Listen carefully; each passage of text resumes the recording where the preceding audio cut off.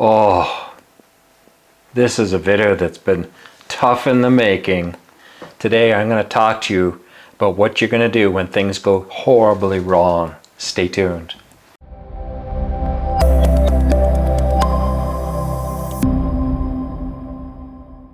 Hi, my name is Frank Thomas, and this is the channel called Wealth Generation Strategies. I talk about all kinds of things that are all about generating wealth in your life.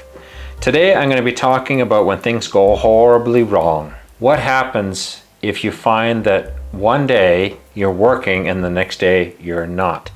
Either through your own devices or you've been given a pink slip and your company has laid you off for one reason or another. What do you do? What do you do? I actually had that happen. I thought I was prepared for this.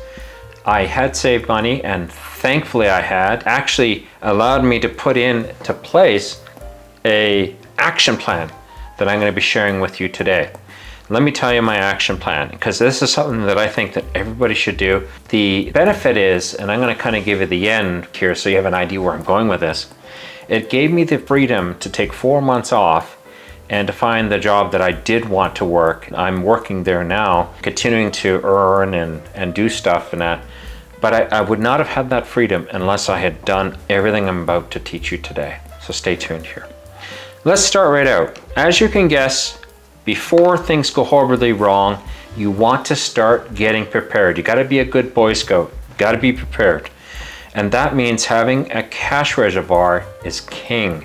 Just like having a dam where you put water behind the dam and you make it so when the brooks all dry up and the land doesn't rain and there's a bit of a drought, you can open up the dam a bit and start using that water you saved up. That's the whole idea behind the cash reserve. And it's about putting together a good emergency fund. And if you haven't got an emergency fund, you need to have one. Plain and simple. I'm going to be doing another video here. I did do a video on an emergency fund, but I'm going to be doing another one that gets a little bit deeper about it. But we'll leave those details for that. What you want to do at the very least is you want to try to have an emergency fund with 3 months of living expenses in that emergency fund. Ooh, it might sound like a tricky thing to do, but you know something? The way to do it is to put a couple $100 or $300 or $400 away every month until you save that up. Now, it could take you some time. If you have an extra little bonus check come in, throw it in your emergency fund for the time being. Get that emergency fund built up. Now, that emergency fund is not like I'm going to quit now and I'm just going to go goof off for 3 months. That's not what it's for. What it's for is if you feel that even if things are going well in your job, who knows? Companies all of a sudden close up and now you're out of work. You get a pink slip and you've done nothing wrong. Or sometimes, like for me, the situation where I was working became a place where I just couldn't work anymore. I was not comfortable with the dynamics of the team that I was working with anymore. So eventually I handed in my resignation, but I knew I could do it safely because I had actually more than a 4-month reserve. I had about a 9-month reserve sitting in my emergency fund in my business. So I knew I had that financial freedom to do so. So that's what I did that. So you want to have that preparatory emergency fund in place. What happens on day one? The day as I was coming up and I had handed my resignation in, I knew I was leaving, I went and I reviewed my budget. Now you do have a budget, right? Right? I hope so. Goodness gracious. Okay, so you review your budget. You look at what line items in your budget you can put on hold. Now sometimes that, for me, I have a universal life policy for some life insurance and I know I've got a cash slush there that I can draw from. And I actually asked them to put it on hold. So that was immediately $300 off the table. My savings schedule got turned off for the time being too, because the whole idea here is you're trying to bring your budget down to the minimum that you need to make things still happen. I still kept a little bit of money every month to have fun. You can't stop having fun for 4 months. To have a little bit of money there for that. But one of the things that got put on hold was savings. I didn't save anything for 4 months. I allowed my current savings in my retirement fund to fund themselves for 4 months, and it did, which is nice. Another one is to look at subscriptions to things that you either are not using anymore or are not important. Let them go. Just let them go. If you can't put them on hold, say thank you very much, but I don't need the service anymore, and let it go. It's actually a good time to do that review. I would say once a year, that's a good time to do that review and decide, hey, what have I collected subscriptions with this year, and what do I no longer need? Let those things go, because we let these subscriptions run and run and run for years and don't use them. Okay, the third point is to reevaluate. After you've reevaluated your budget, is to compare it to your current savings. How does it match up? And know what your drop date is. Let's say you've only saved up 6 weeks of savings. Believe it or not, you're well ahead of the pack. I've read different things on the web that talks about people being bankrupt within one paycheck, which is 2 weeks, which is really scary. But now you're 6 weeks from bankruptcy, so to speak. Be a little harsh and call it bankruptcy. You know, you could go bankrupt in 6 weeks. But once you've saved up 6 weeks, 2 months, 3 months, 6 months, whatever it is, you know you have a cash reserve there to cover you. Now you know how much time you got, because this clock is ticking. You're depleting your funds in your emergency fund. And you know that you only have a certain amount of emergency funds. So based upon your new budget, this is how much time you have. So it's really important to know that drop date. Don't leave this a chance. Don't go, oh yeah, well, I've got, you know, $40,000. I had like $40,000 sitting in my business. That's about what I had.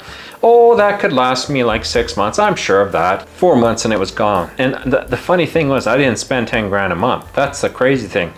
But little things cropped out in my business, because that was part of my business at the time, that were like, oh yeah, I need that for this, or I need that for that. At the end, I was able to still put capital away and put it into my long-term savings, which is nice. I probably had 1 more month of reserves before I'd have to go touch my long-term reserves, like my retirement, my TFSA, and I had a lot more reserve there. I actually had more than 6 months there, probably closer to a year, but I didn't want to touch that. I want to leave that for one day in retirement.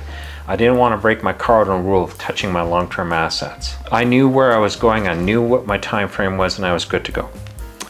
Before we jump into the bonus, if you're getting some value out of this, be sure to click the like button. It really does help me out.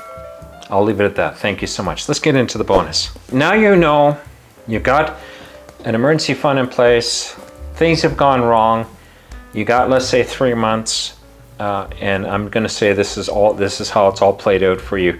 Now you know, and you know you have 3 months of reserves in the bank, and you've restructured your budget to fit into that 3 months. I want you to take, during that 3 months, time to recover and heal first off. We all walk away with a little bit of what I call PTSD, post-traumatic stress disorder. You hear military people getting it after being in firefight conflicts and things like that. But believe it or not, when you're in a situation at a workplace where it's toxic, you have a little bit of PTSD as well. You need to get over that. And I say that forgiveness is the weapon of choice for me. I forgive the people, I forgive them of it, I forget about it, and I move on. I let somebody hold me back for 4 years from doing audaciously great things in my life because I had so much PTSD because I'm in a business I ran with them, that it took me 4 years to get back onto my feet. And I'm like, this person has cost me 4 years because I allowed them to cost me 4 years of my life. I'm not going to let that happen again. So the first thing I want you to do is to recover and to heal from what you were in. Take some courses. Go find a course you can take. And you don't need to spend thousands of dollars. Here I am saying save all the money that you can, but you can go sign up, get a coupon code at Udemy, and do a course. Who knows, you might be able to pick up a trait or a skill that you didn't have before during this time. Use the time constructively is what I'm saying. Just don't sit on the couch and watch YouTube videos, unless you're watching me, of course. Sorry, I couldn't help myself. But, you know, do something constructive. Also start networking. Start talking to other people. Make sure that you open up your scope and your talent base. It wasn't only through talking with people. Also, too, I will say be kind to people. Be kind to them when you're talking to them. Be straight up with them, but be kind to them. The position I'm in right now was because I was kind to the person. I'll leave it at that.